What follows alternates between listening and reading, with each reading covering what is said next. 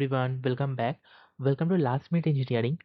तो इस वीडियो में हम देखने वाले हैं complete data structure and algorithm for MAKAUT syllabus and also for third semester student. Okay, तो ये वीडियो मैं कोशिश करूँगा कि ये 1 घंटे के अंदर ही कंप्लीट हो जाए। तो पहले एक बार सिलेबस देख लेते हैं कि सिलेबस के अंदर क्या क्या है, हम क्या पढ़ेंगे। पहला मॉड्यूल 1 है। पूरा डीएसए 4 मॉड्यूल्स में डिवाइडेड है। मॉड्यूल 1 में है इंट्रोडक्शन। इंट्रोडक्शन में पहला टॉपिक बेसिक टर्मिनोलॉजीज। देख लो, बेसिक टर्मिनोलॉजी से एक पेन ले लेते हैं।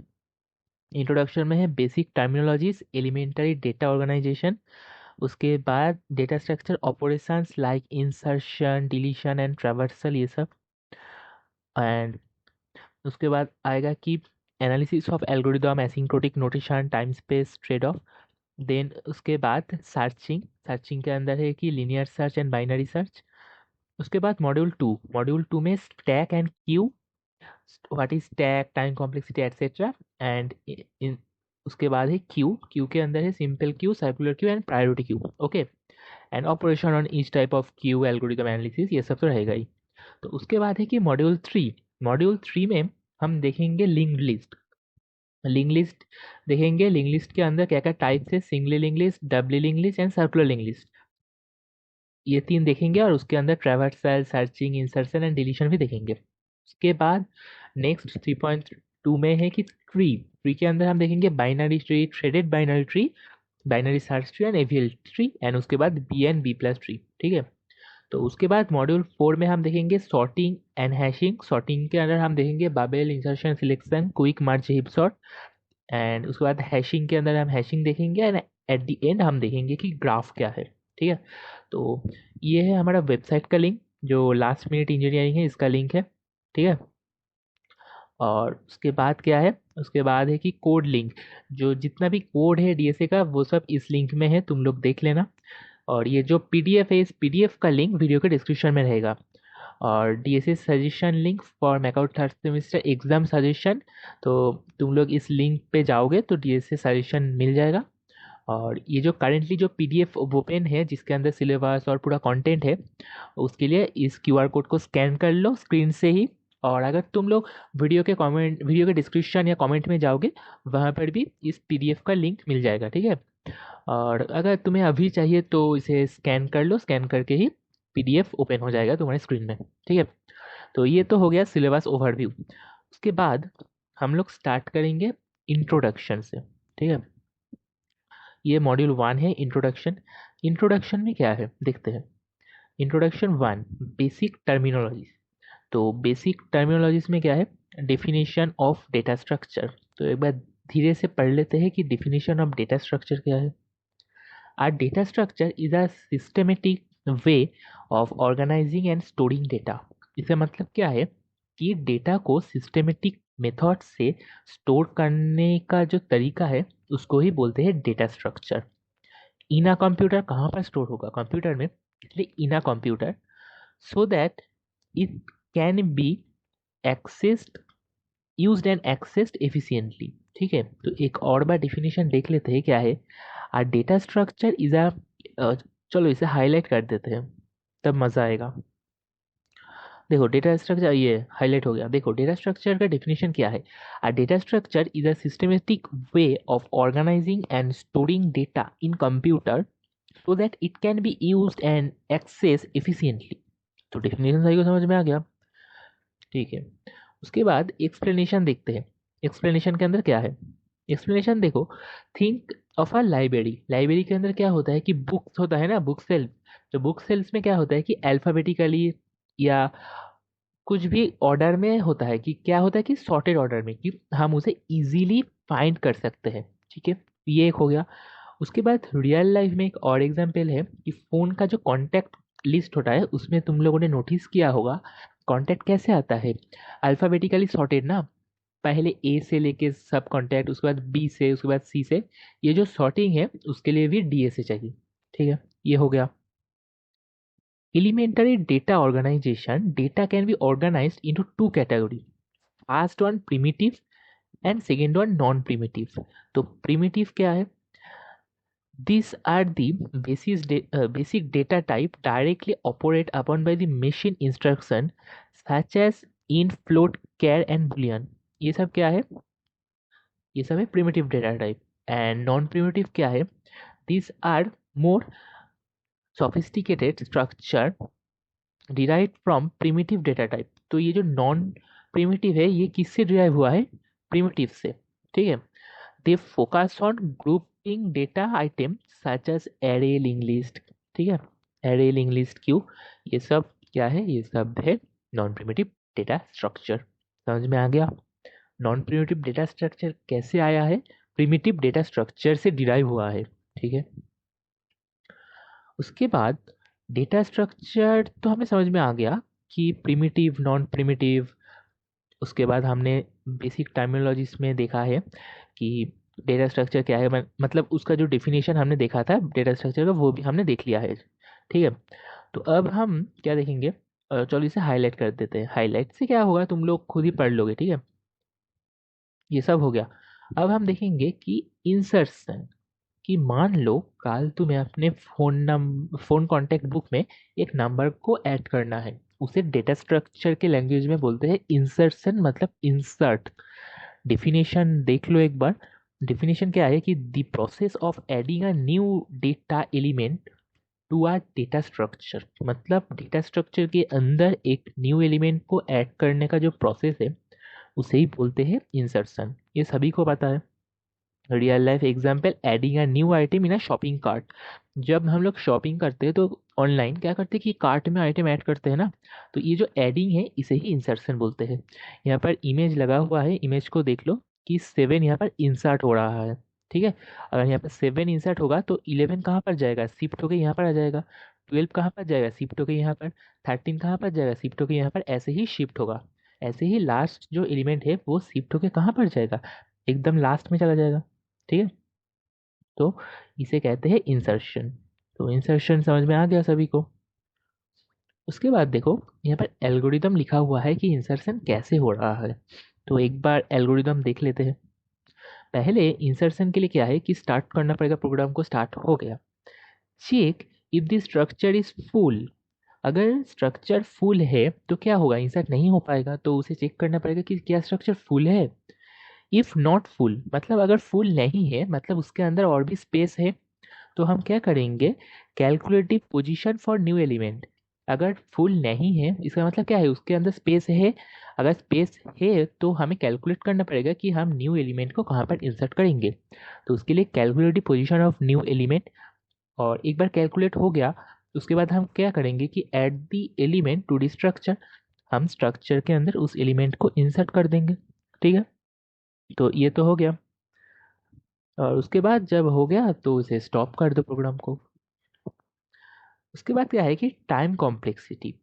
टाइम कॉम्प्लेक्सिटी क्यों? टाइम कॉम्प्लेक्सिटी मतलब कि इसे इंसर्ट करने के लिए कितना टाइम लगा. बिग ऑफ वन मतलब constant time for adding to the end. एक चीज देख लो कि मान लो मैं एक बार स्क्रीन को स्विच कर रहा हूँ मेरा. एक चीज देख लो ध्यान से. मान लो हमें एक एलिमेंट को इसके एंड में इंसर्ट करना है. यहाँ पर मानो हमें एक एलिमेंट को इंसर्ट करना है. तो इंसर्ट के लिए क्या, हम डायरेक्टली यहाँ पर जाएंगे. जाने के बाद क्या करेंगे? एलिमेंट को इंसर्ट कर देंगे ना. कहाँ पर? सॉरी, ये थोड़ा सा राइट में जाएगा. तो हम अगर हमें एंड में इंसर्ट करना है तो हम एंड में जाएंगे डायरेक्टली और उसके बाद इंसर्ट कर देंगे. ये तो बहुत ही सिंपल है. तो अगर सिंपल है और हम इजीली कर सकते हैं तो ये क्या है? Big of one. तो वही यहाँ पर लिखा हुआ है big of one for adding to the end of an array and big of n for adding the middle of an array. अब big of n क्यों? मान लो हमें यहाँ पर नहीं, न्यू एलिमेंट को हमें. तो अब मान लो कि हमें, हमारा पहला क्या था? पहले देख लो. पहला था एडिंग एंड. तो एंड तो हमने देख लिया. अब मान लो कि हमें मिडिल में इंसर्ट करना है. ठीक है. तो मिडिल के लिए मान लो ये हमारा न्यू एलिमेंट है. तो मिडिल के लिए क्या होगा कि हमें पहले तो इससे को राइट शिफ्ट करना पड़ेगा. उसके बाद इसको मिडिल में इंसर्ट करना पड़ेगा, ऐसे मिडिल में इंसर्ट होगा ना। तो इसके लिए क्या हुआ, पहले हमने क्या किया कि इसको राइट शिफ्ट किया, तो राइट शिफ्ट के लिए बिग ऑफ एन, उसके बाद हमें इंसर्ट किया। तो अगर हमें मिडिल में इंसर्ट करना है तो बिग ऑफ एन होगा, ठीक है, समझ में आ गया। उसके बाद देखो क्या है कि स्पेस कॉम्प्लेक्सिटी, तो हमें तो सिर्फ एक एलिमेंट को ही इंसर्ट करना है ना। तो स्पेस कॉम्प्लेक्सिटी क्या है कि एक एलिमेंट के लिए कांस्टेंट ही रहेगा, कुछ ज़्यादा तो नहीं होगा। तो उसकी वजह से space complexity big of one does not require extra space, ठीक है, समझ में आ गया क्यों हो रहा है, कि हमें एक ही एलिमेंट को इंसर्ट करना है, इसलिए हमारा space complexity big of one है। तो इंसर्शन तो हो गया। उसके बाद हम देखेंगे कि नेक्स्ट पार्ट है हमारा डिलीशन। डिलीशन मतलब कि मान लो ये तो हमारा एरे है, ठीक है, अब हमें एक एलिमेंट मान लो 18 को डिलीट करना है, तो डिलीट कैसे होगा वही हम देखेंगे यहाँ पर, ठीक है। तो देख लेते हैं कैसे डिलीट होगा। डिलीशन में देखो डिफिनेशन में क्या बोल रहा है, the process of removing an existing data element from the data structure, कि मान लो ये डेटा स्ट्रक्चर है, हमने 18 को रिमूव कर दिया, इस रिमूविंग प्रोसेस को ही बोलते हैं डिलीशन। तो ये डिलीशन है। एक्सप्लेनेशन देखो क्या है, when you remove a song from a playlist, मान लो तुम्हारे पास एक गाने का प्लेलिस्ट है और तुम उसमें से एक सॉन्ग को रिमूव कर रहे हो, तो वो क्या है, डिलीशन है, ठीक है। Real life example, removing a checkout book from library, ठीक है, मतलब डिलीशन। और एग्जाम्पल यहाँ पर एक देख लो, इमेज भी लगा हुआ है, A B C D E था, we need to delete element on index 4। Index 4 मतलब इंडेक्स ऐसे होता है 0 1 2 3 4 करके, तो 4 इंडेक्स में जो एलिमेंट है उसे हमें रिमूव करना है, तो हमने क्या किया, ई को रिमूव कर दिया, ई रिमूव हो गया, तो आफ्टर डिलीशन हमारे पास ये है A B C D. Deletion समझ में आ गया। तो डिलीशन कैसे होगा एक बार देख लेते हैं। डिलीशन कैसे होगा, ऐसे होगा कि पहले स्टार्ट किया, उसके बाद check if this structure is empty, अगर स्ट्रक्चर एम्प्टी है तो उसके अंदर कोई एलिमेंट नहीं है, तो हम डिलीट कैसे करेंगे, राइट। तो if not empty, not empty मतलब उसके अंदर एलिमेंट है तो हम उसे डिलीट कर सकते हैं, ठीक है। अगर नॉट एम्प्टी है, find the position of the element to be remove, मतलब उस पोजीशन को फाइंड करो जिस पोजीशन से हमें एलिमेंट को रिमूव करना है, ठीक है, हमने फाइंड कर लिया, एलिमेंट को रिमूव कर दो, shift remaining element if necessary then stop. अब शिफ्टिंग क्यों, कि मान लो हमारे पास ये है, ठीक है, अगर हमने 18 को रिमूव किया तो ये जो रेस्ट ऑफ द पार्ट है तो इसे तो हमें लेफ्ट शिफ्ट करना पड़ेगा, तो इसलिए शिफ्टिंग ज़रूरी है, ठीक है। तो इसी वजह से यहाँ पर लिखा है शिफ्टिंग रिमेनिंग एलिमेंट, और यहाँ पर एक और कंडीशन लिखा हुआ है कि इफ़ नेसेसरी, कि मान लो अभी तो हमने क्या किया, इस मिडिल से रिमूव किया, इसलिए हमें शिफ्टिंग ज़रूरत है, लेकिन मान लो हमने एंड से रिमूव किया तो हमें कोई शिफ्टिंग की ज़रूरत नहीं है, तो इसीलिए यहाँ पर लिखा हुआ है कि, इसीलिए यहाँ पर लिखा हुआ है इफ़ नेसेसरी, अगर नेसेसरी है तभी शिफ्टिंग करना, ठीक है, और उसके बाद तो स्टॉप हो ही गया, समझ में आ गया इतना। टाइम कॉम्प्लेक्सिटी क्या है, big of one delete for and, तो एंड से अगर हम डिलीट करेंगे तो हम डायरेक्टली डिलीट कर सकते हैं, तो ये बिग ऑफ वन हो गया, ठीक है। लेकिन big of N for deleting middle, अब मिडिल के लिए बिग ऑफ एन क्यों, मान लो हमें 21 को डिलीट करना है तो डिलीट कर दिया, उसके बाद हमें इस एरे को लेफ्ट शिफ्ट करना है, ये जो शिफ्टिंग होता है इसके लिए बिग ऑफ एन चाहिए, इसीलिए यहाँ पर लिखा हुआ है कि अगर हम एंड से डिलीट करेंगे तो ठीक है डायरेक्टली हो जाएगा बिग ऑफ वन, लेकिन अगर हम मिडिल से डिलीट करेंगे तो पहले तो हमें उस टारगेट एलिमेंट को रिमूव करना पड़ेगा और उसके बाद शिफ्टिंग, इसीलिए big of in for delete from the middle, ठीक है। और स्पेस कॉम्प्लेक्सिटी ऑब्वियसली वन, क्योंकि एक ही एलिमेंट डिलीट हो रहा है, ठीक है, ये हो गया। उसके बाद क्या है कि ट्रैवर्सल, ट्रैवर्सल में हम देखेंगे ट्रैवर्सल डिफिनेशन क्या है एक बार पढ़ लेते हैं। द प्रोसेस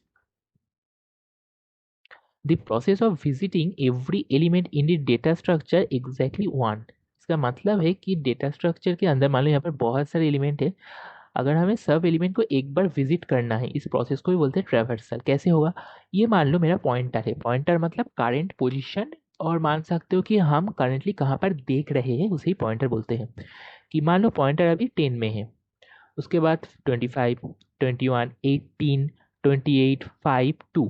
ये जो लेफ्ट से राइट तक जो ये पॉइंटर मूव हुआ, इसे ही बोलते हैं ट्रैवर्सल। समझ में आ गया ट्रैवर्सल क्या है? रियल लाइफ एग्जाम्पल देख लो। Reading every chapter in a book from start to finish, मतलब स्टार्टिंग से फिनिश एंड तक हमने पूरा एक किताब को पढ़ लिया, इसे ही बोलते ट्रैवर्सल। ठीक है, तो अब इसका एल्गोरिदम क्या रहेगा? एल्गोरिदम इंपॉर्टेंट इसीलिए है क्योंकि इसे तुम लोगों को एग्जाम में लिखना पड़ेगा। ठीक है, देखो पहले तो हमने स्टार्ट किया, ठीक है, हमारा पॉइंटर मान लो पहले स्टार्ट में है, ठीक है, प्रोग्राम स्टार्ट हो रहा है। इनिशियलाइज अ काउंटर और पॉइंटर टू दी बिगिनिंग।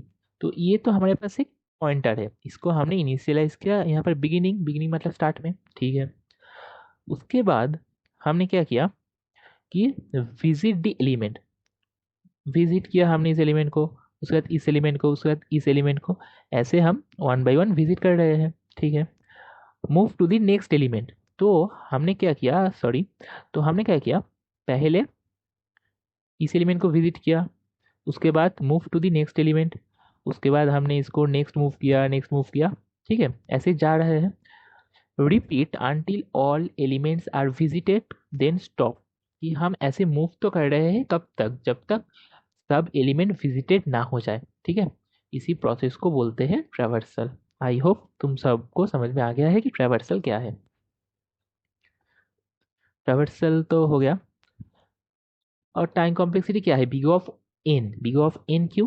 क्योंकि जितना ज़्यादा एलिमेंट होगा उतना ज़्यादा टाइम हमें इसे मूव करना पड़ेगा। कि मान लो यहाँ पर 6 एलिमेंट है, 6 और से नहीं, यहाँ पर 7 एलिमेंट है, तो हमें इस पॉइंटर को कितना मूव करना पड़ेगा? पहले यहाँ से 1, 2, 3, 4, 5, 6 ऐसे मूव करना पड़ेगा।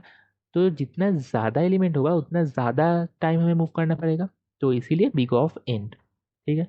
और स्पेस कॉम्प्लेक्सिटी ऑब्वियसली 1, क्योंकि यहाँ पर कुछ ज़्यादा स्टोर तो नहीं हो रहा और कांस्टेंट है, कांस्टेंट के लिए बिग ऑफ 1, ठीक है।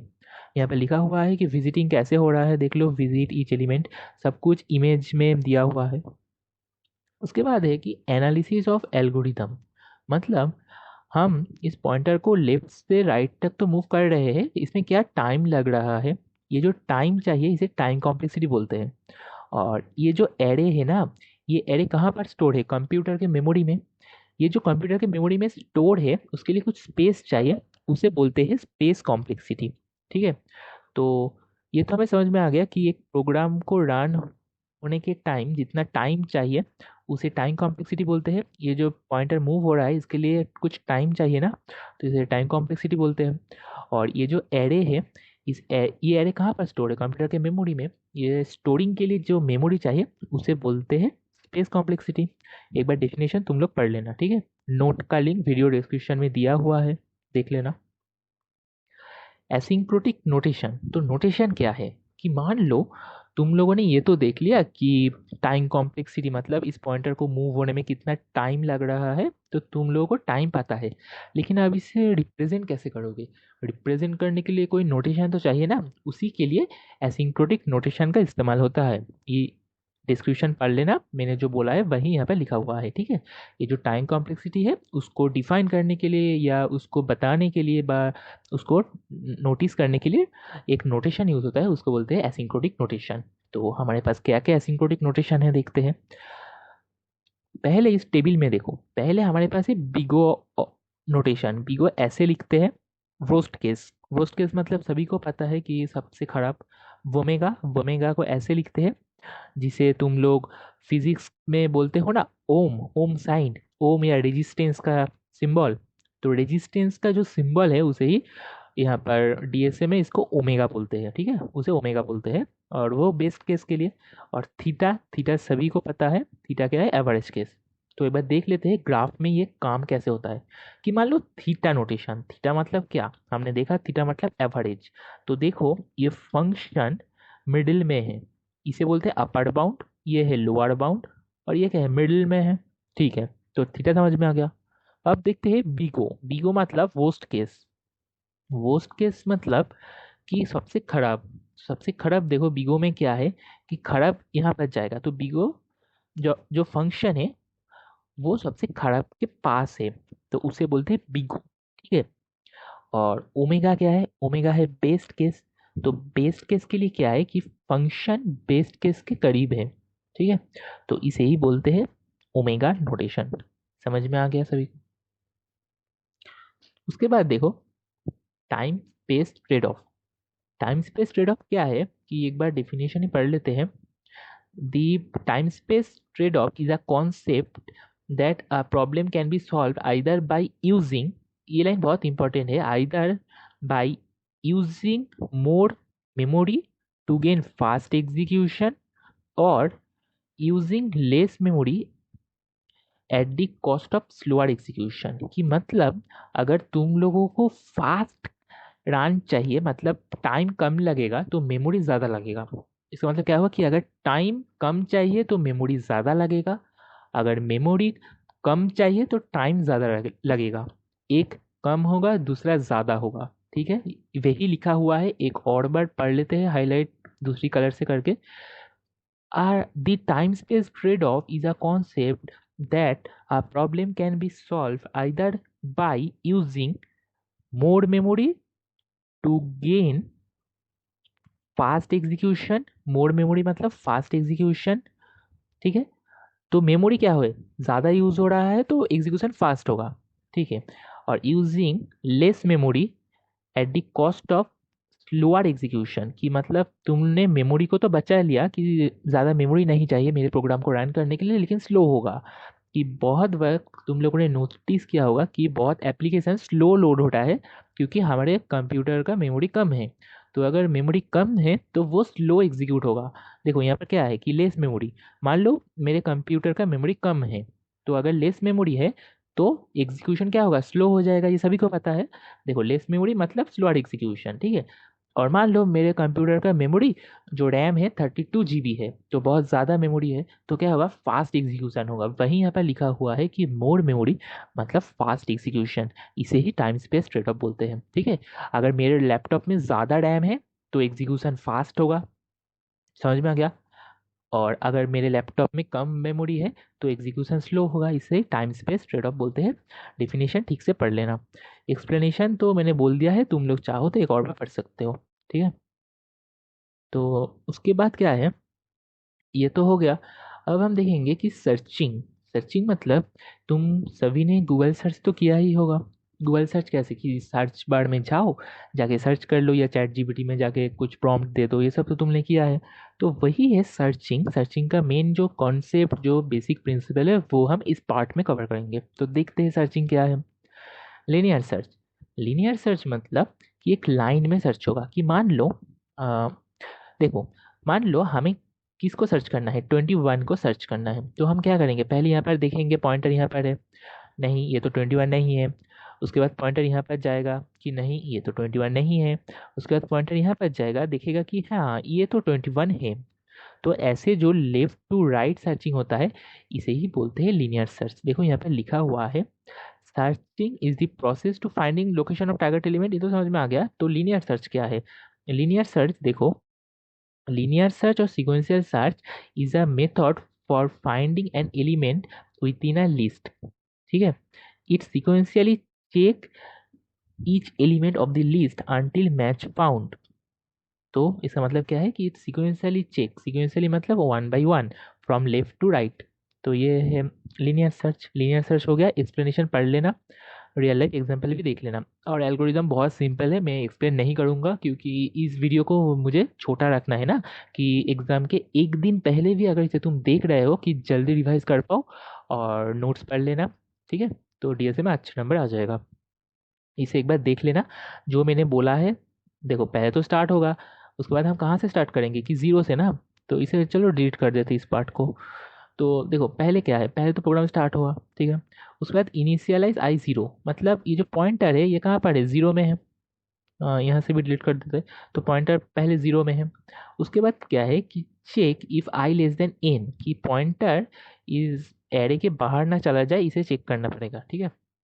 और उसके बाद क्या है, कंपेयर एरे ऑफ आई से की से कंपेयर करो कि ये तो 21 नहीं, ये भी 21 नहीं है, हाँ ये 21 है।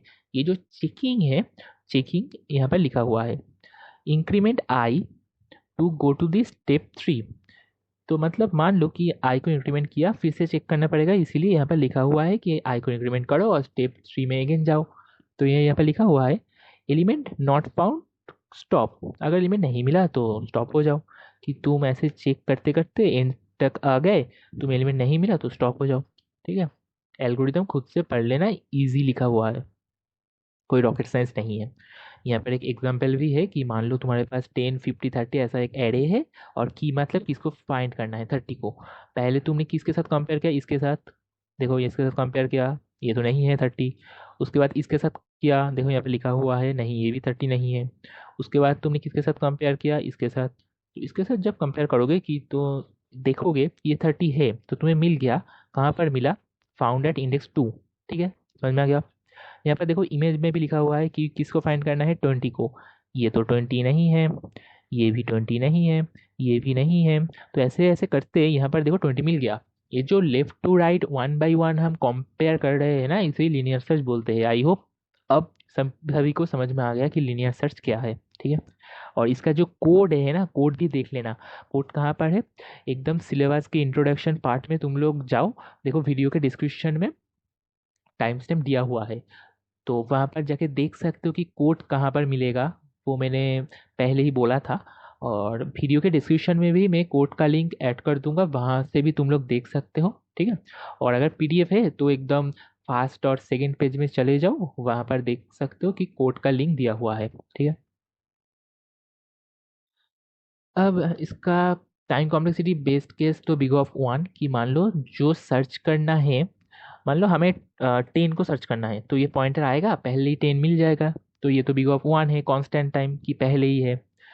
एवरेज मतलब मान लो कि हमें पूरा पूरा जाना पड़ रहा है, तो ये एवरेज मतलब बिग ऑफ एन की हमें सब एलिमेंट को देखना पड़ रहा है। और वर्स्ट केस मतलब एंड में। ठीक है, तो ये सब देख लेना, आसान चीज़ है। उसके बाद क्या है कि बाइनरी सर्च। अब बाइनरी सर्च थोड़ा सा कॉम्प्लेक्स है, लेकिन ध्यान से सुनना, आसानी से समझ में आ जाएगा। ओके, तो देखते हैं कि बाइनरी सर्च क्या है। डेफिनेशन पढ़ लो। डेफिनेशन में लिखा हुआ है binary search is an efficient algorithm for finding element in a sorted list. कहाँ पर, सॉर्टेड लिस्ट में। ये जो लीनियर सर्च था ना, देखो ये सॉर्टेड नहीं, ये रैंडमली शफल्ड है। तो लीनियर सर्च कहाँ पर काम होगा, कि शफल्ड एरे और सॉर्टेड और अनसॉर्टेड दोनों एरे में ही लीनियर सर्च काम होगा। ठीक है, लेकिन बाइनरी सर्च के लिए हमें सॉर्टेड एरे चाहिए। ये एक ड्रॉबैक है बाइनरी सर्च का, कि अगर हमें बाइनरी सर्च करना है किसी एरे में, तो पहले हमें उसे सॉर्ट करना पड़ेगा। तो एक्सप्लेनेशन देख लो, it's compare the target value to mid element. तो कैसे होगा, पहले इमेज देख लेते हैं तो आसान रहेगा समझना। देखो पहले क्या हो रहा है, हमें सर्च करना है 23 को। ये हमारे पास एरे दिया हुआ है। ये जो लेफ्ट में जो है, इसे हम बोलते हैं लेफ्ट एलिमेंट या जीरो, और राइट में राइट इंडेक्स H9। ठीक है, मिड एलिमेंट क्या है, ये 4 मिड एलिमेंट है। तो हमने कंपेयर किया, क्या मिड एलिमेंट 23 के बराबर है, नहीं ना। मिड एलिमेंट क्या है, 23 के छोटा, मतलब 23 बड़ा है। अगर 23 बड़ा है मिड एलिमेंट के, तो 23 किस तरफ होगा, राइट साइड में ना, क्योंकि ये सॉर्टेड एरे है। तो अगर ये सॉर्टेड एरे है और टारगेट एलिमेंट मिड एलिमेंट से बड़ा है, मतलब टारगेट एलिमेंट सेकेंड हाफ या राइट साइड में होगा। ठीक है, राइट साइड में होगा। तो हमें पता चल गया कि जो 23 है वो राइट साइड में है। ठीक है, तो हम क्या करेंगे, ये जो एल या जो लो है, इसको उठा के यहाँ पर ले आएंगे। कहाँ पर ले आएंगे, मिड +1, मतलब 5 में लेके आ गए एल को, और एज तो एज इट इज जहाँ पर था वहाँ पर है। अब हम न्यू मीट कैलकुलेट करेंगे। अब न्यू मीट कैसे कैलकुलेट होगा, कि मीट का फॉर्मूला यहाँ पे लिखा हुआ है, कैसे मीट कैलकुलेट होता है देख लेना तुम लोग, ये आसान है। तो हमने न्यू मीट कैलकुलेट किया, न्यू मीट ये है। ठीक है, अब हम कंपेयर करेंगे और हमने देखा, ये उल्टा होगा। ठीक है, ये गलत है। और हमने देखा कि 56 बड़ा है 23 के, मतलब 23 छोटा है। अगर 23 छोटा है तो लेफ्ट में आएगा, ये तो देख के समझ में आ रहा है 23 छोटा है, तो लेफ्ट में आ जाएगा। ठीक है, तो अब हमने क्या किया, ये जो एज था ना, एज को उठा के मिड -1 पे ले आए, यहाँ पर 6 में आ गया। अब मिड क्या है, इस दोनों के बीच में, मतलब 23 ही मिड है। ठीक है, तो फाउंड 23। मिल गया। तो ये है बाइनरी सर्च। आई होप तुम लोगों को समझ में आ गया बाइनरी सर्च क्या है। एक बार एल्गोरिदम पढ़ लेना, बहुत आसान है, मैं ज़्यादा एक्सप्लेन नहीं कर रहा। तो ऑलमोस्ट हमारा मॉड्यूल 1 ख़त्म हो गया। ठीक है, मॉड्यूल 1 ऑलमोस्ट ख़त्म हो गया। अब हम मॉड्यूल 2 शुरू करेंगे।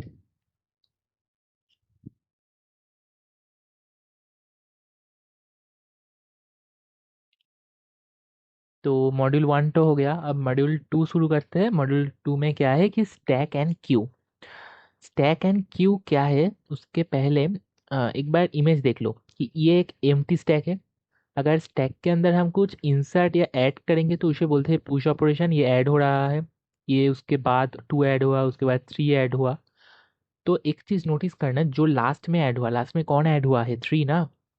तो अगर लास्ट में 3 ऐड हुआ है, जब हम इसे रिमूव कर रहे हैं, या पॉप बोलते हैं स्टैक के लिए, स्टैक के लिए डिलीशन को पॉप बोलते हैं, ठीक है। तो जब हम रिमूव कर रहे हैं, कौन रिमूव हो रहा है, जो लास्ट में इंसर्ट हुआ था वो पहले रिमूव हो रहा है, ठीक है। तो जो लास्ट में इंसर्ट हो रहा है वो पहले रिमूव हो रहा है, इसलिए स्टैक को बोलते हैं लास्ट इन फास्ट आउट। समझ में आ गया। तो एक बार स्टैक तो हमने देख लिया कैसे काम हो रहा है, तो एक बार डिफिनेशन पढ़ लो। ये stack is a linear data structure that allow the last in first out principle. ठीक है, एक्सप्लेनेशन देख लेना, मैं नहीं बोल रहा। क्या लिखा है, stack only allows operation at one and. ये देख के भी समझ में आ रहा है, वन एंड कॉल्ड टॉप। ठीक है, स्टैक ऑपरेशंस क्या है, यहाँ ये इमेज से भी पता चल रहा है और तुम लोग यहाँ पर लिखा भी है, देख लेना। उसके बाद क्या है कि पुश ऑपरेशन। पुश का मतलब क्या है, तुम लोगों ने अभी देखा कि पुश का मतलब कि इंसर्ट करना, और पॉप का मतलब है डिलीट करना। तो यहाँ पर ये लिखा हुआ है, पढ़ लेना, मैं नहीं पढ़ रहा, ठीक है। पॉप ऑपरेशन मतलब डिलीट करना, की डिफिनेशन देख लो, remove the element from the top of the stack. Okay, समझ में आ गया। उसके बाद है एप्लीकेशन ऑफ स्टैक। तो एप्लीकेशन क्या है स्टैक का, widely use handle arithmetic expression की, मतलब एरिथमेटिक एक्सप्रेशन है, एक इनफिक्स एक्सप्रेशन है, और पोस्टफिक्स, ये सब कन्वर्शन के लिए स्टैक यूज होता है। पढ़ लेना कि इनफिक्स पोस्टफिक्स क्या है, सब लिखा हुआ है, नोट्स में दे दूंगा तुम लोगों को। एक्सप्रेशन एवोल्यूशन के लिए यूज होता है, ठीक है। उसके बाद आता है कि क्यू डेटा स्ट्रक्चर। क्यू क्या है, क्यू मतलब मान लो कि टिकट लाइन, टिकट काउंटर के बाहर जो लाइन होता है ना, उसे ही क्यू बोलते हैं, मान लो, ठीक है। तो क्यू क्या है कि इंसर्ट हो रहा है इस साइड से, जो इंसर्शन प्रोसेस है उसको बोलते हैं एन क्यू, और रिमूव हो रहा है इस साइड से, जो रिमूविंग प्रोसेस है उसको बोलते हैं डी क्यू। ठीक है, क्यू डेटा स्ट्रक्चर, ये समझ में आ गया कैसे होगा। देखो, पहले ये 9 इंसर्ट होगा यहाँ से। तो मान लो कि कभी तो ऐसा हुआ था कि 2 भी ऐसे इंसर्ट हुआ था, ठीक है। कि मान लो यहाँ पर एक क्यू है। क्यू कैसे है, हम्म, चलो ड्रॉ करते हैं, ठीक है, एक क्यू ड्रॉ करते हैं।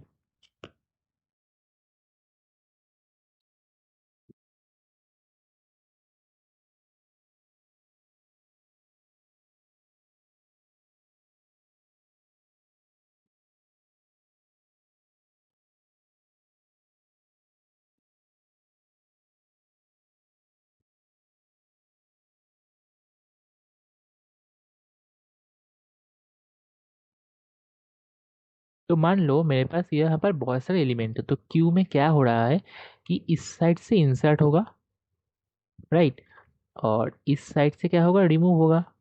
इमेज में ऐसे ही दिया हुआ है कि यहाँ पर ये जो राइट साइड है इसे बोलते हैं बैक, टेल और रेयर, कुछ भी है। और राइट साइड को बोलते हैं फ्रंट या हेड। तो इंसर्ट कहाँ से होता है, राइट साइड से या बैक साइड से। तो मान लो ये इंसर्ट होगा क्यू में, क्यू में इंसर्ट हो गया। मान लो ये टिकट काउंटर का लाइन है, तो ऐसे ही इंसर्ट होता है ना। तो उसके बाद मान लो ये इंसर्ट होगा, इंसर्ट हो गया। उसके बाद मान लो ये इंसर्ट होगा, तो इसे भी भाई इंसर्ट कर देते हैं। उसके बाद मान लो ये भाई साहब इंसर्ट होना चाहता है, इसे भी इंसर्ट कर दो। उसके बाद मान लो ये भाई साहब भी इंसर्ट होना चाहता है, तो इसे भी इंसर्ट कर दो। ऐसे क्या हो रहा है कि क्यू के अंदर कहाँ से इंसर्ट हो रहा है, ठीक से एक और बात देख लो। ये भाई साहब गया, यहाँ से इंसर्ट हो रहा है, कहाँ से, इस साइड को बोलते हैं रियर साइड या बैक साइड। देखो यहाँ पर इमेज में है कि रियर साइड और बैक साइड। और मान लो इस भाई साहब का काम हो गया, इसको टिकट मिल गया है, तो ये क्या होगा, रिमूव हो जाएगा क्यू से। तो ये ऐसे क्यू से रिमूव हो गया। रिमूव देखो यहाँ पर कहाँ से हो रहा है, फ्रंट या हेड से। तो यहाँ से रिमूव को बोलते हैं डी क्यू, और जो ऐड हो रहा है बाय इंसर्ट हो रहा है उसे बोलते हैं एन क्यू। ठीक है, तो आई होप क्यू क्या है समझ में आ गया सभी को। डेफिनेशन पढ़ लेना, एक्सप्लेनेशन भी देख लेना। टाइप ऑफ क्यू क्या है कि सिंपल क्यू। ये क्या है? ये तो एक सिंपल क्यू है ना, हमने देखा कि सिंपली लोग आ रहे हैं और यहाँ से रिमूव हो रहा है टिकट मिलने के बाद, ठीक है। तो यही यहाँ पर लिखा हुआ है कि इस एंड से डिलीशन होगा, इस एंड से इंसर्शन होगा, इस एंड को बोलते हैं रेयर एंड व बैक एंड, और इसको बोलते हैं फ्रंट एंड, ठीक है। तो ये तो सिंपल क्यू है। उसके बाद हमारे पास और क्या है, हमारे पास और ऑपरेशंस लिखा हुआ है यहाँ पर कि एन क्यू क्या है। एन क्यू मतलब इंसर्ट करना, ही सब तुम लोग देख लेना, ठीक है, ये बहुत ही आसान है। उसके बाद है डी क्यू। डी क्यू मतलब डिलीट करना, ये सभी को पता है, ये अब मत बोलना कि ये नहीं पता, ठीक है। ये सब देख लेना, एल्गोरिथम पढ़ लेना, बहुत आसान है। तो अब तुम लोग बोलोगे कि अगर सभी हम देख लेंगे तो वीडियो का क्या मतलब? वीडियो का मतलब है कि ये गाइडेंस, कि तुम लोगों को कैसे पढ़ना है, गाइडेंस तुम लोगों को मिल जाए। तुम लोग अपने आप नोट्स देख के पढ़ लेना, ठीक है। मैं वीडियो को ज़्यादा लंबा नहीं करूँगा, ठीक है, समझ में आ गया सभी को? उसके बाद क्या है कि हमने लीनियर या नॉर्मल जो सिंपल क्यू होता है उसे तो देख लिया। अब हमें क्या देखना है? अब थोड़ा सा इंटरेस्टिंग करते हैं कि हमें देखना है सर्कुलर क्यू, राइट। तो सर्कुलर क्यू कैसे होगा? तो डेफिनेशन देख लो सर्कुलर क्यू। अच्छा, डेफिनेशन छोड़ दो, पहले इमेज देख लो। समझ में आ रहा है? फ्रंट और रेयर। पहले क्या था? फ्रंट ऐसे ओपन था ना, ऐसे क्यू था। ये बहुत गंदा ड्राइंग है लेकिन फिर भी समझ लो। इस साइड को हम बोलते थे फ्रंट, इस साइड को बोलते थे एंड, राइट। तो यहाँ पे क्या है कि इस दोनों साइड को कनेक्ट कर दिया है, इसे ही बोलते हैं सर्कुलर क्यू, सिंपल। डेफिनेशन तुम लोग देख लेना। सर्कुलर क्यू हो गया। उसके बाद डी क्यू एन क्यू तो सेम ही है। उसके बाद प्रायोरिटी क्यू। प्रायोरिटी क्यू मतलब कि मान लो यहाँ पर लाइन में बहुत सारे लोग हैं, ठीक है, और ये जो मिडिल का बंदा है इसे इमरजेंसी है। हो सकता है ना कोई इमरजेंसी है या यहाँ पर कुछ अदर्स बात है, तो वो सब छोड़ दो। कि मान लो इसको हमने हाई प्रायोरिटी दिया है कि भाई ये तुम्हारा फ्रेंड है, ठीक है। कौन? किसका फ्रेंड? जो टिकट कट रहा है या जो टिकट दे रहा है काउंटर से, उसका फ्रेंड है ये। तो इसको हाई प्रायोरिटी मिलेगा। तो ये क्या होगा, ये उठ के ऐसे पहले आ जाएगा सभी के, ठीक है। ये क्या हुआ, एक टाइप का सॉर्टिंग हो गया ना, ये बंदा उठ के आगे आ गया। तो इसे ही बोलते हैं प्रायोरिटी क्यू। यहाँ पर देखो लिखा हुआ है, ये फ्रंट है, ये बैक है, ठीक है। Head element. By default elements in priority queue are sorted according to the natural order using comparable interface. की मतलब प्रायोरिटी क्यू में जिसका प्रायोरिटी आगे होगा वो आगे ही रहेगा, ठीक है। तो देख लो कैसे होता है कि यहाँ पर 57 मतलब नंबर जितना कम प्रायोरिटी उतना ज़्यादा। कि मान लो मेरा रैंक 1 है, मतलब मेरा प्रायोरिटी ज़्यादा। किसी और का रैंक 2 है, उसका प्रायोरिटी मुझसे थोड़ा सा कम। और किसका रैंक मान लो 3 है, तो उसका प्रायोरिटी थोड़ा और कम। तो मतलब रैंक जितना कम होगा प्रायोरिटी उतना ज़्यादा होगा। तो इसका रैंक क्या है? 57, तो इसका प्रायोरिटी ज़्यादा होगा। इसका 67 तो इसका थोड़ा सा कम। इसका 77 इसका और कम। समझ में आ गया? अब मान लो हमें एक एलिमेंट को इंसर्ट करना है प्रायोरिटी क्यू में। 65, 65 कहाँ जाएगा? इन दोनों के बीच में जाएगा ना। इसका 65 क्या है? रैंक। तो रैंक जितना कम प्रायोरिटी उतना ज़्यादा। तो 65 इसके मिडिल में चला गया, ठीक है। अब बाकी सब तुम लोग देख लेना, आसान चीज़ है। ऑपरेशन ऑन प्रायोरिटी क्यू वही सेम चीज़ है कि insertion, deletion, enqueue, dequeue et cetera, तो देख लेना बाकी। तो हो गया मॉड्यूल 2। तो मॉड्यूल 2 में हमने क्या देखा कि लिंक लिस्ट एंड क्यू। एक और बार अगर रिवाइज करना है तो वीडियो को पीछे जाके देख लो, मैं रिपीट नहीं कर रहा। रिपीट करने से क्या होगा कि वीडियो लॉन्ग हो जाएगा, मुझे लॉन्ग वीडियो नहीं चाहिए। तो अगर फिर से एक और बार रिवाइज करना है तो पीछे वीडियो को पीछे ले जाके देख लो क्या हुआ, क्या पढ़ा हमने, ठीक है। अब मॉड्यूल 3 में क्या है? मॉड्यूल 3 में है लिंक लिस्ट। लिंक लिस्ट क्या है? पहले इमेज देख लेते हैं। थ्योरी तो सब बोलते हैं, थोड़ा सा इमेज देख लो। देखो, ये एक नोड है, इसको बोलते हैं नोड। ये एक और नोड है, ये एक कोई और नोड है। नोड के अंदर दो चीज़ है, एक तो मेरे पास है डेटा और एक है नेक्स्ट। नेक्स्ट मतलब, हाँ नेक्स्ट मतलब यहाँ पर नेक्स्ट मतलब नेक्स्ट एड्रेस, ठीक है। तो डेटा है मेरे पास और नेक्स्ट है, ठीक है, समझ में आ गया। यहाँ पर भी डेटा है, नेक्स्ट है। नेक्स्ट मतलब इस नोड का एड्रेस। ये जो नेक्स्ट है इसके अंदर क्या है कि ये जो नोड है इसका एड्रेस यहाँ पर है। वैसे ही ये जो नोड है इसका एड्रेस यहाँ पर है। और यहाँ पर देखो इस नेक्स्ट में क्या है कि नल, क्योंकि यहाँ पर कोई नेक्स्ट नहीं है। समझ में आ गया? इसे ही बोलते लिंक लिस्ट। आई होप सभी को समझ में आ गया। तो लिंक लिस्ट एक बार डिफिनेशन पढ़ लेते हैं। ए लिंक लिस्ट है linear data structure where elements are not stored in contiguous memory। contiguous memory मतलब कि वन बाई वन पर है, लेकिन पर नहीं है यहाँ पर। तो क्या लिखा है, link list is not a linear, link list is a data linear data structure where elements are not stored in a contiguous memory location। instead elements are linked to one another using pointer। Pointer मतलब क्या है, ये जो next है इसके अंदर क्या है, नेक्स्ट नोट का एड्रेस है, और यहाँ पर जो नेक्स्ट है इसके अंदर किसका एड्रेस है, इसका एड्रेस है। इसे ही बोलते हैं पॉइंटर। ठीक है, कि ये नोट इस नोट को पॉइंट कर रहा है, और बट ये नोट इस नोट को पॉइंट कर रहा है, तो इसे ही बोलते हैं पॉइंटर। हो गया। सिंगली लिंक लिस्ट, यही सिंगली लिंक लिस्ट है। तो देख लो सिंगली लिंक लिस्ट क्या है, इमेज देख लो, इसे बोलते हैं सिंगली लिंक लिस्ट। देखो यहाँ पर बहुत अच्छी से दिया हुआ है, हेड है ये। ठीक है, यहाँ पर क्या है, 10 है, 10। ठीक है, 10, 10 है। इसके अंदर देखो 4900, मतलब ये जो 4900 है इसका एड्रेस यहाँ पर स्टोर है। ठीक है, ये नेक्स्ट नोड है, इसके अंदर डेटा है 15, और यहाँ पर क्या है 5000। 5000 क्या है, एड्रेस है, किसका एड्रेस, नेक्स्ट नोड का एड्रेस। देखो यहाँ पर भी 5000 है, मतलब यहाँ पर किसका एड्रेस, नेक्स्ट नोड का एड्रेस। सिमिलरली यहाँ पर किसका एड्रेस है, नेक्स्ट नोड का एड्रेस। सिमिलरली यहाँ पर किसका एड्रेस होगा, किसी का नहीं ना, कोई नेक्स्ट नहीं है, इसलिए यहाँ पर नल। समझ में आ गया। एल्गोरिदम देख लेना, ट्रैवर्सल सभी को समझ में आ गया है। सर्चिंग सभी को पता है सर्चिंग क्या होता है। इंसर्ट इनटू लिंक लिस्ट भी देख लेना कैसे हो रहा है। उसके बाद है कि डबली लिंक लिस्ट। अभी तो हमने देखा कि क्या देखा हमने, हमने देखा कि ये जो नोड है इसके अंदर नेक्स्ट का एड्रेस है। ठीक है, अब डबली लिंक लिस्ट में हम क्या देखेंगे, डबली में हम देखेंगे कि इसके नेक्स्ट में इसका तो एड्रेस है, लेकिन इसके प्रीवियस में इसका एड्रेस है। ठीक है, मतलब ये जो ए है इसके नेक्स्ट में बी का एड्रेस है, और बी के प्रीवियस में ए का एड्रेस है। एक और बार अगर सुनना है तो वीडियो को थोड़ा सा पीछे करके सुन लो। हो गया ये पार्ट। उसके बाद आता है कि सर्कुलर लिंक लिस्ट। ए के नेक्स्ट में बी का एड्रेस है। ठीक है, बी के नेक्स्ट में सी का एड्रेस। ठीक है, सी के नेक्स्ट में डी का एड्रेस। ठीक है, डी के नेक्स्ट में ए का एड्रेस। अभी तक हमने क्या देखा था कि इसके बाद नल, लेकिन यहाँ पे नल नहीं, इसके नेक्स्ट में ए का एड्रेस, इसे ही बोलते हैं सर्कुलर लिंक लिस्ट। ठीक है, ये भी हो गया circular link list.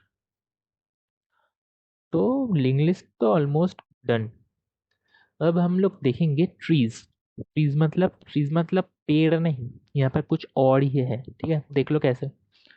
Basic terminologies, are tree is a non linear. देख के ही समझ में आ रहा है कि ये नॉन लीनियर है। Data structure that consist of a set of nodes. तो ठीक है, डिफिनेशन अच्छा नहीं लगता, थोड़ा सा देख लेते हैं। कि मान लो ये रूट है, रूट मतलब सभी को पता है, रूट मतलब रूट। ठीक है, यहाँ पर इसका चाइल्ड है बी, और इसका एक और चाइल्ड है सी। तो ये था लेवल 0। जो नेक्स्ट आता है उसको बोलते हैं लेवल 1, उसके बाद का लेवल लेवल 2, उसके बाद लेवल 3, उसके बाद लेवल 4। ऐसे होता है, पूरा इमेज में लिखा हुआ है, देख लेना। और ये जो कंप्लीट हाइट है इसको ट्री हाइट बोलते हैं। तो क्या हुआ कि, और ये जो लाइन से इसे एज बोलते हैं, सब कुछ लिखा हुआ है। तो ए का चाइल्ड बी है एंड सी है, बी का चाइल्ड है डी एंड ई है, डी का चाइल्ड एच है, ऐसे लिखा हुआ है। और जो लास्ट का नोड होता है एकदम लास्ट में, उसे बोलते हैं लीफ नोड, उसके बाद और कुछ नहीं। लीफ नोड मतलब एकदम लास्ट का। इमेज देख लो समझ में आ जाएगा। ठीक है, देखो अगर ई से पेरेंट मानोगे कि इस ट्रायंगल के अंदर मान लो ये 3 है, तो अगर ये पेरेंट होगा तो ये 2 तो उसका चाइल्ड होगा ना। यहाँ पर देखो ट्रायंगल के लिए लिखा हुआ है, और 2 चाइल्ड को एक साथ क्या बोलते हैं, सिबलिंग्स बोलते हैं। रूट क्या है, top most node at tree. Root समझ में आ गया सभी को, कि जो रूट है मतलब टॉप मोस्ट। ठीक है, parent are node that has one or more sub nodes. Sub nodes मतलब child, are nodes that has one or more sub nodes और चाइल्ड। ओके, चाइल्ड क्या है, are node connected to its parent. Simple ना, ठीक है। Leaf node मतलब क्या, leaf node मतलब जो एंड में है उसे लीफ नोड बोलते हैं। तो लीफ नोड क्या है, a node that has no child, उसे लीफ नोड बोलते हैं। इंटरनल नोड क्या है, a node that has at least one child. ये जो अ, ये जो अंदर का नोड है इसे इंटरनल नोड बोलते हैं कि इसका एक चाइल्ड है, तो इसे बोलेंगे कि इंटरनल नोड। ठीक है। एज, एज तो यहाँ पे लिखा हुआ है ना, ये जो लाइन है ये एक से एक के साथ एक कनेक्टेड है, ये जो लाइन है इसको चाइल्ड बोलते हैं। तो एक बार पढ़ लो, the connection between one node and another, इसको चाइल्ड बोलते हैं। ठीक है, आसान है, आसान है। ठीक है। हाइट एंड डेप्थ सभी को पता है, the length of the longest path from the root to leaf. तो यहाँ पर रूट है, ये रूट है और ये लीफ है, तो इसका जो हाइट है, तो समझ में आ गया ना, समझ में आ रहा है हाइट क्या है। ठीक है, हाइट हो गया। अब ट्रीज का भी बहुत टाइप है, ऑब्वियसली ट्रीज का भी टाइप होगा, तो देखते हैं टाइप क्या है। पहला है बाइनरी ट्री, डेफिनेशन पढ़ लेते हैं binary tree.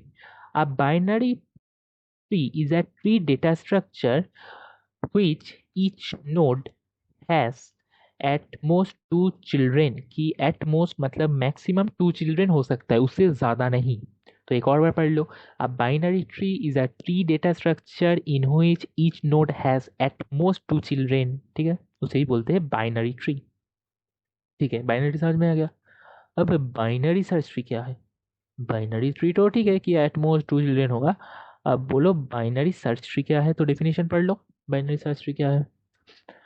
A binary search tree is a binary tree that the following property, तो property क्या है, for any node x, मान लो एक नोड x है, all the values in the left sub tree are less than x।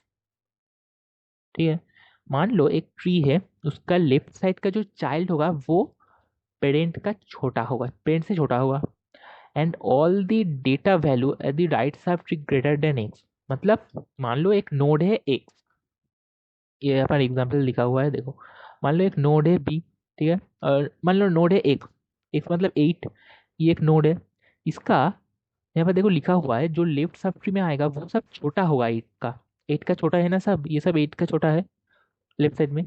और right side में हमने क्या देखा, राइट साइड में क्या आएगा, राइट में आएगा कि 8 का बड़ा, 8 से बड़ा जो एलिमेंट्स है वो राइट में आएगा, देखो सब 8 से बड़ा है, इसे ही बोलते हैं बाइनरी सर्च ट्री। सिंपल है, ठीक है, आसान है। तो सर्च ट्री तो बाइनरी सर्च ट्री हो गया, समझ में आ गया। बाकी इंसर्शन ये सब तुम लोग समझदार हो, पढ़ लेना, पढ़ लेना, यूट्यूब से देख लेना, कुछ भी कर लेना, लेकिन पढ़ लेना। उसके बाद आता है एवीएल ट्री। अब एवीएल ट्री क्या है, कितना ट्री कितना क्या कुछ, and AVL tree is self balancing binary tree. मतलब बाइनरी ट्री तो समझ में आ गया कि लेफ्ट में छोटा राइट में बड़ा। अब एवीएल ट्री मतलब सेल्फ बैलेंसिंग, सेल्फ बैलेंसिंग मतलब अगर कभी इनबैलेंस हो गया कि बैलेंस नहीं है, तो वो खुद खुद ब खुद बैलेंस हो जाएगा। तो देखो क्या है, एक्सप्लेनेशन देख लो। ensure the BST remain balanced after inserting और डिलीशन, कि मान लो हमने ट्री के अंदर कुछ इंसर्ट किया, इंसर्ट करने के बाद ये अपने आप इंश्योर करेगा कि ट्री BST है, मतलब सेल्फ बैलेंस हो जाएगा। ठीक है, देखो यहाँ पे लिखा हुआ है बैलेंस फैक्टर 0, मतलब ये बैलेंस्ड है, लेफ्ट साइड में सब छोटा, राइट साइड में सब बड़ा। ठीक है, इसके बाद आता है थ्रेडेड बाइनरी ट्री। ये सब मैकआउट के एग्जाम में ना भी आ सकता है, प्रोबेबिलिटी बहुत कम है। ठीक है, तो अब बोलोगे कि मैकआउट के एग्जाम में क्या आ सकता है, सही ना। तो मैकआउट के एग्जाम में एकदम पीडीएफ के टॉप में जाना या वीडियो के डिस्क्रिप्शन में जाना, वहाँ पर देखना मैंने सजेशन का लिंक ऐड किया हुआ है। ये जो सजेशन है, सजेशन में पूरा लिखा हुआ है कि मैकआउट के एग्जाम में क्या आ सकता है इस बार के लिए, 2026 के लिए क्या आ सकता है मैकआउट के एग्ज़ाम में, ये पूरा यहाँ पर सजेशन दिया हुआ है। इस सजेशन को भी तुम लोग चेकआउट कर लेना, इस सजेशन का लिंक भी वीडियो के डिस्क्रिप्शन में मिल जाएगा। ठीक है, तो बैक टू स्टडीज़ कि हम कहाँ पर थे, हम थे कि threaded binary tree. Threaded binary tree definition एक बार पढ़ लो कि थ्रेडेड बाइनरी ट्री क्या है। A threaded binary tree is a binary tree variant where all null right pointers are replaced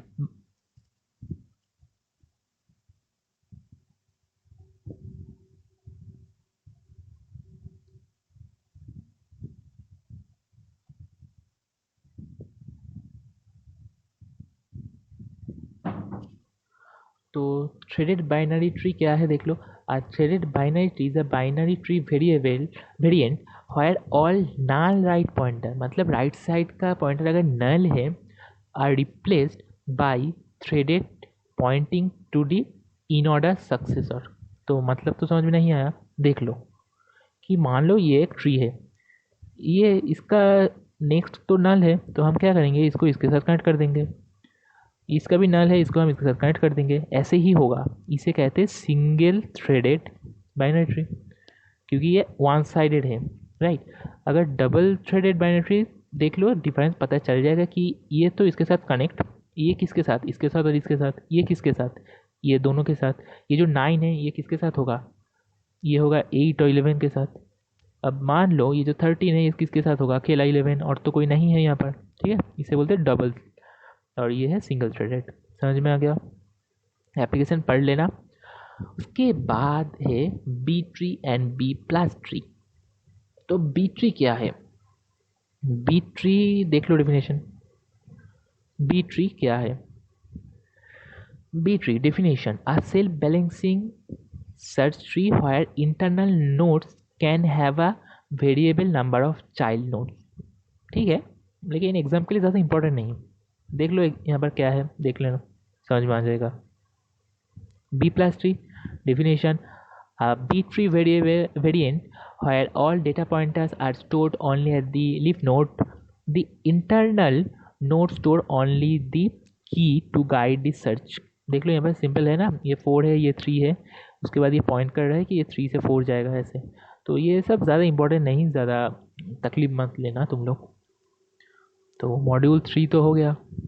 अब हम देखेंगे मॉड्यूल 4, सॉर्टिंग एंड हैशिंग। जल्दी से देख लेते हैं सॉर्टिंग एंड हैशिंग। बाकी तो तुम लोगों को अगर समझ में नहीं आ रहा तो यूट्यूब तो देख ही लेना। ये वीडियो सिर्फ गाइडेंस के लिए है कि कैसे पढ़ना है। सॉर्टिंग देख लो, objective and properties of different sorting algorithm. तो सॉर्टिंग एल्गोरिथम देख लो, डिफरेंस क्या है। Sorting is the process of arranging a collection of data elements into specific order।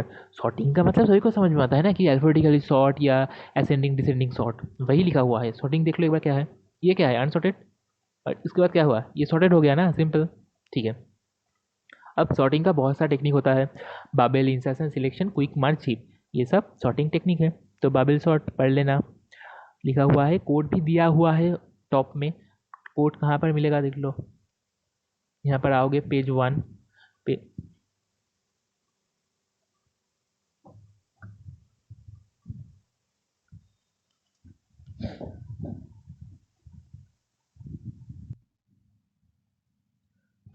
तो यहाँ पर देखो, नीचे स्क्रॉल करके जाओगे, यहाँ पर देखो कोड का लिंक है और डीएसए सजेशन का भी लिंक है, यहाँ से देख लेना, ठीक है।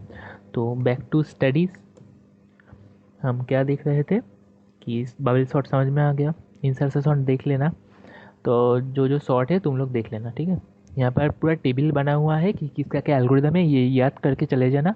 बबल शॉट का बिग ऑफ एन ये सब है, bubble, insertion, selection, quick merge, heap, इसी ऑर्डर में याद करना। याद कैसे करोगे, big of n, n square, ऐसे याद कर लेना। याद तो तुम कर ही सकते हो। और कौन सा स्टेबल है, और स्पेस कॉम्प्लेक्सिटी, वोस्ट कॉम्प्लेक्सिटी, ये सब लिखा हुआ है। मेन चीज़ जो देखना है पेज नंबर 3 में है। पेज नंबर 3 में देखो, कोड में जाओगे, कोड में जाने के बाद क्या है कि दिखा देता हूँ तुम लोगों को। देखो कोड में क्लिक करोगे, क्लिक करने के बाद न्यू टैब, कोड में क्लिक करने के बाद न्यू टैब में जाओगे, ठीक है। न्यू टैब में क्या है, ऐसा पेज ओपन होगा। यहाँ पर देखो नीचे भी सब कुछ लिखा हुआ है, ठीक है। यहाँ पर पूरा कोड दिया हुआ है, देखो यहाँ पर पूरा लिखा हुआ है कौन सा कॉम्प्लेक्सिटी क्या है, तो इसे चेकआउट कर लेना। और तो बैक टू स्टडीज़, हम कहाँ पर थे, हाँ टेबल तो समझ में आ गया। उसके बाद हम लोग देखेंगे कि हैशिंग। हैशिंग मतलब कुछ नहीं, देखते हैं ना हैशिंग क्या है, इमेज में देख लेते हैं। मान लो मेरे पास ये लिस्ट है, इसे हमने टेबल में इंसर्ट करना है, लेकिन हैशिंग से कैसे होगा, हमने एक फार्मूला बनाया। हैशिंग के अंदर एक फार्मूला होता है, ठीक है, तो उसे बोलते हैं हैश फंक्शन। तो कैसे होगा देख लो, मान लो मेरे पास 11 है, तो अभी एक्स का वैल्यू क्या है, 11 है ना। 11 मॉड्यूलो 10 क्या होता है, 1 होता है, तो एक नंबर इंडेक्स में आ गया। उसके बाद क्या है 12 मॉड्यूलो 10, यहाँ पर आ गया 2 होता है। उसके बाद 13 मॉड्यूलो 10 ट्री होता है, यहाँ पर आ जाएगा। 14 मॉड्यूलो 10 यहाँ पर आ जाएगा। 15 तो 15 मॉड्यूलो 10 क्या होता है, 5 होता है, यहाँ पर आ जाएगा। तो हमें क्या हुआ कि हम डायरेक्टली इंसर्ट कर सकते हैं कि मॉड्यूलो और कुछ भी फंक्शन हो सकते हैं, यहाँ पर फंक्शन को एवेल्युएट करके हम उसका पोजीशन फाइंड कर सकते हैं। इसे ही बोलते हैं हैशिंग। तो अगर डेफिनेशन देखना है तो एक बार देख सकते हो। Hashing is a technique use to convert large key value into small fixed size value called hash value or hash code. This hash value is used as index to store the data in the data structure called hash table. समझ में आ गया कि हमने एक hash value generate किया और वो जो hash value used as index. Hash value क्या है, ये जो फंक्शन है, जो फंक्शन आउटपुट दे रहा है उसे ही बोलते हैं हैश वैल्यू। तो समझ में आ गया ना कि 11 मॉड्यूलो 10 कहाँ पर जाएगा, 1 आ रहा है तो 1 में जाएगा। ये जो 11 मॉड्यूलो 10 करके आउटपुट आ रहा है उसे ही बोलते हैं हैश वैल्यू। वो कहाँ से आ रहा है, हैश फंक्शन से आ रहा है, ये हैश फंक्शन है। तो इसे एक और बार देख लेना पीछे जाके। कोलिशन ये सब एक बार बोल रहा हूँ, शॉर्ट में देख लो। मान लो यहाँ पर 11 है, 11 मॉड्यूलो 10 क्या होता है, 1 होता है। अब मान लो 21 है तो 21 मॉड्यूलो 10 भी 1 होता है। तो ये क्या हुआ, 11 और 21 कोलिजन हो जाएगा ना। वही कोलिजन यहाँ पर लिखा हुआ है, नीचे देखो। Collision collision occur collision occur when the hash function generate the same hash index for 2 or more defined keys। तो मान लो 11 मॉड्यूलो 10, इसके लिए क्या आएगा, 11 मॉड्यूलो 10 के लिए की आएगा 1 एंड 21 मॉड्यूलो 10 के लिए भी 1 आएगा। तो दो वैल्यू के लिए सेम की आ रहा है, उसे ही बोलते हैं कोलिजन। ये पढ़ लेना थोड़ा सा डेफिनेशन। तो रिजॉल्व कैसे होता है देख लेना, ठीक है। ओपन एड्रेस, क्लोज एड्रेस, ये सब इम्पोर्टेंट नहीं है ज़्यादा। अगर नहीं भी पढ़ोगे तो कोई दिक्कत नहीं। क्या पढ़ना है, फिर से बोल रहा हूँ, क्या पढ़ना है वो पेज नंबर 3 में देखो, सजेशन का लिंक है, डीएसए सजेशन। वीडियो के डिस्क्रिप्शन में भी वीडियो के डिस्क्रिप्शन में भी इस डीएसए का सजेशन है फॉर एग्जाम प्रिपरेशन। तो तुम लोग वहाँ से चेकआउट कर सकते हो, सजेशन पढ़ के जाना, ठीक है। वहाँ पर सब इम्पोर्टेंट क्वेश्चंस लिखा हुआ है। तो बैक टू स्टडीज़। तो हमने तो हैश तो देख लिया हमने। अब हम क्या देखेंगे कि ग्राफ लास्ट टॉपिक है, ज़्यादा कुछ नहीं आता ग्राफ से, तो फिर भी एक बार देख लो। डिफाइन कैसे होता है, graph ji is non linear data structure consist of vertices. Vertices को नोड बोलते हैं, एज तो पता ही है, लिंक्स को बोलते हैं। देखो यहाँ पर लिखा हुआ है, ये जो 5 है 3 है ये सब नोड या वर्टिसेस है, यहाँ पर लिखा हुआ है। और एज मतलब इसको एज जो लाइन होता है उसको एज बोलते हैं। यहाँ पर लिखा है कौन सा वर्टिसेस है कौन सा एज है, ठीक है। और बाकी ये सब अगर नहीं भी पढ़ोगे तो चलेगा। एक और चीज़ देख लो, डेप्थ फर्स्ट सर्च क्या है, डेफिनेशन पढ़ लेना, डेफिनेशन इंपॉर्टेंट है, ठीक है। पहले क्या है, breadth first search is a graph traversal, traversal मतलब visiting element algorithm that starts at the source vertex. तो पढ़ के समझ में नहीं आ रहा तो इमेज देख लेते हैं पहले, चलो इमेज में देखो। ब्रेथ फर्स्ट सर्च, ब्रेथ मतलब लेयर मान लो। तो पहले क्या होगा, पहले 0 ये लेयर हो गया, उसके बाद ये लेयर हो गया, उसके बाद ये लेयर हो गया, ठीक है। मतलब BFS मतलब layer by layer, first layer second layer then third layer. Depth first search मतलब डेप्थ में जाएगा, पहले पहले कैसे जाएगा, यहाँ पर 0 से ऐसे गया, उसके बाद ऐसे, उसके बाद ऐसे, समझ में आ गया। तो इसे बोलते हैं डेप्थ फर्स्ट सर्च, कि पहले डेप्थ में जाओ। डेप्थ फर्स्ट सर्च एक और बार देख लेते हैं कैसे हो रहा है। देखो डेप्थ फर्स्ट सर्च समझने की कोशिश करो। पहले हम देखेंगे 014, देखो लिखा हुआ है 014, ठीक है। उसके बाद 1 तो हो गया है, नहीं देखेंगे। 5 हो गया, ठीक है। उसके बाद ऐसे जाएंगे ऊपर, 0 हो गया है, देन 2 6, ठीक है। उसके बाद ऐसे जाएंगे, सॉरी ये थोड़ा सा कैसे जाएंगे, 2 6 हो गया। उसके बाद फिर से ऐसे ऊपर गए, उसके बाद 0 तो हो गया है, उसके बाद आएंगे 3 7, देखो 3 7। तो डेप्थ फर्स्ट सर्च में क्या है, पहले हम डेप्थ में जाएंगे, उसके बाद ऊपर जाएंगे, उसके बाद अगेन डेप्थ में जाएंगे, उसके बाद अगेन ऊपर जाएंगे। समझ में आ गया ना, यहाँ पर एरो से मेंशन भी किया हुआ है, देख लेना। और बी एफ एस समझ में आ गया। ब्रेथ फर्स्ट सर्च पहले 0 होगा, 0 आ गया। उसके बाद 1 2 3 होगा, 1 2 3 आ गया। उसके बाद 4 5 6 7 होगा, 4 5 6 7 आ गया। ठीक है, तो B F S D F S हो गया। कॉम्प्लेक्सिटी एनालिसिस देख लेना। तो D F S B F S भी हो गया, कॉम्प्लेक्सिटी देख लेना और बस ये डी एस ए ख़त्म। एग्ज़ाम के लिए अच्छी से पढ़ाई करते रहो। All the very best.